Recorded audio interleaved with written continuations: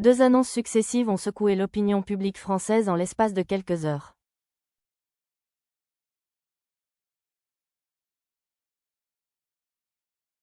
D'un côté, Sylvie Ortega Munoz a déclaré avoir « avoué toute la vérité » dans une affaire encore entourée de mystères.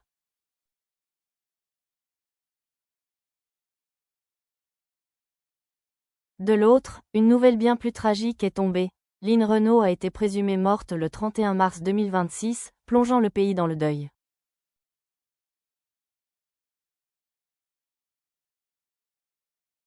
L'annonce du décès de Lynn Renault est tombée tôt le matin, relayée par les principaux médias.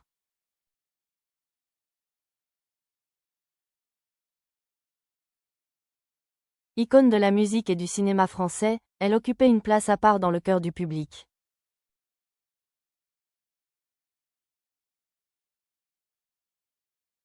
Très vite, un message présenté comme son testament a commencé à circuler. En quelques lignes, empreinte de tendresse et d'innocence, elle exprimait sa gratitude envers ses fans, évoquait une vie riche en rencontres et en émotions, et les exhortait à ne jamais cesser d'aimer ni de rire.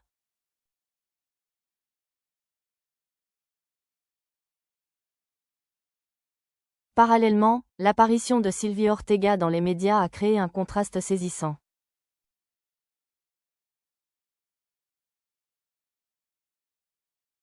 Invitée sur un plateau de télévision, elle a déclaré son intention de « rompre le silence et de dissiper l'incompréhension ».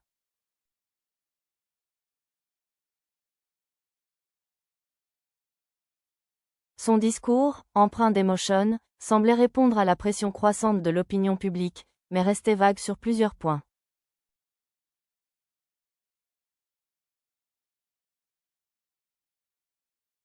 Les journalistes présents ont par la suite rappelé à tout la nécessité de la prudence, insistant sur le fait que toute déclaration devait être étayée par des faits avérés.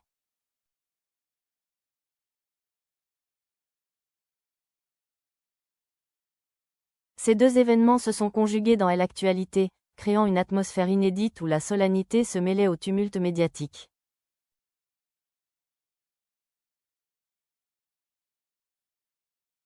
Les réseaux sociaux sont devenus le théâtre de réactions contrastées.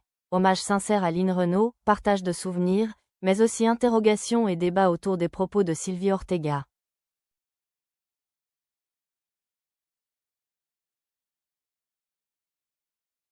Cependant, le sentiment général était centré sur le décès de Lynn Renault. De nombreuses personnalités publiques ont salué son parcours exceptionnel, louant une vie marquée par l'élégance, la générosité et un engagement sans faille, notamment dans le domaine humanitaire.